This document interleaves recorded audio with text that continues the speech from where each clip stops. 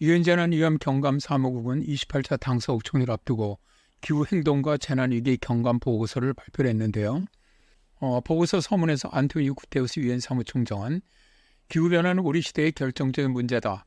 우리가 행동하지 않으면 우리 중 누구도 원하지 않는 공멸하는 운명에 가까워진다 라고 말했죠. 유엔 사무총장 말처럼 기후비상사태는 지구와 인류가 직면한 가장 큰 경제적, 사회적, 환경적 위협인데요. 기후 관련 재해는 지난 20년에 비해 거의 2배로 증가를 했고요. 이로 인해서 국가 내 및 국가 간의 불평등이 악화되었고요.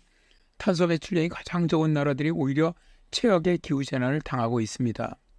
파리협정에 명시된 지구 평균 기온을 1.5도 이내로 유지하기 위해서는 전 지구적인 집단행동, 정치적인 리더십 및 자금 조달이 필요합니다. 그리고 이온관리 측면에서 지구온난화 정도에 따른 다양한 부정적인 결과에 미리 대비하면서 코로나19와 같은 예상치 못한 동시위협을 효과적으로 관리해 나가야만 합니다.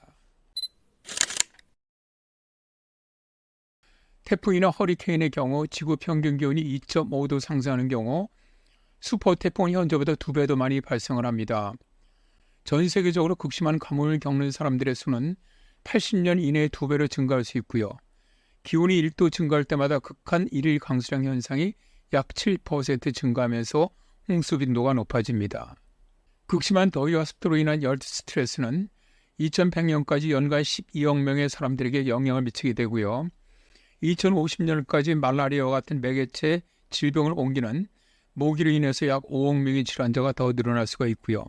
해수면 상승으로 인한 해안 홍수 사건은 2100년까지 전 세계 GDP의 최대 20%에 해당하는 자산을 위협할 수 있습니다. 기후변화가 부르는 산불의 경우 2030년까지 이미 산불에 노출된 지역의 산불 시즌이 3개월 더 길어질 수가 있습니다. 특히 기후재난은 가장 가난한 나라에 매우 큰 영향을 주는데요.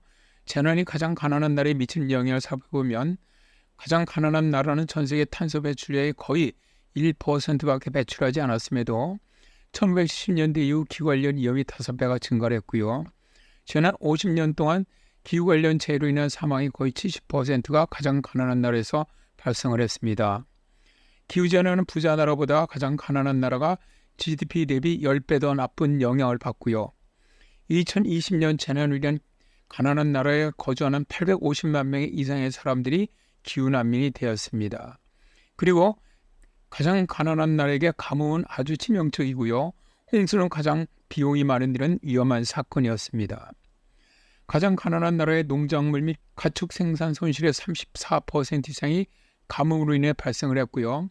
2008년에서 2018년 사이에 이 부문은 370억 달러의 손실을 입었습니다. 그리고 2008년에서 2018년 사이에 가장 가난한 나라에서 발생하는 홍수로 인한 농작물 및 가축 생산 손실은 210억 달러에 이릅니다. 첫째, 정치적 리더십과 추진력 강화가 필요합니다. 기후 미래에서 세계가 안전하도록 보장하는 것은 정부가 제공할 수 있는 가장 큰 공공재죠. G20이 1.5도 목표를 달성하기 위해서 온실가스 배출량을 줄이는 조치를 강화해야만 하고요. 정부 정책이나 계획 및 프로그램은 다양한 위험 시나리오에서 작동하도록 설계되어야 합니다. 정부는 다양한 기후 시나리오의 체계적 위험이라든가 연쇄 영향 및 중장기적 영향을 더 잘 설명하기 위해서 기후 및 재난 위험 분석을 업그레이드해야 합니다.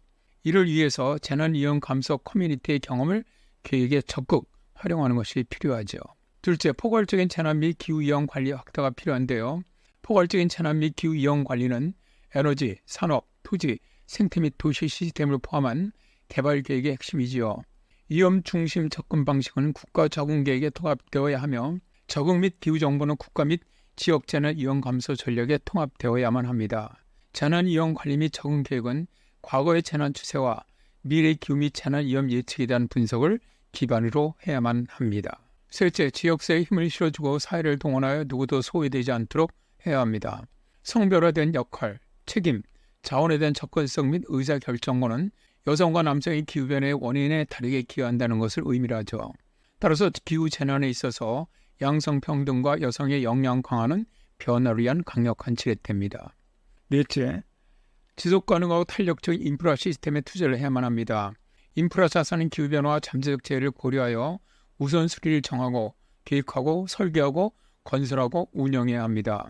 자연 기반 솔루션을 확장하고 토지와 황폐화 중립성을 달성하고 바다를 보건하고 생물 다양성 손실을 막고 지속 가능한 생태 관리를 우선시하는 것이 성공에 매우 중요하죠. 다섯째, 혁신적인 투자 및 자금 조달 메커니즘을 촉진해야만 합니다.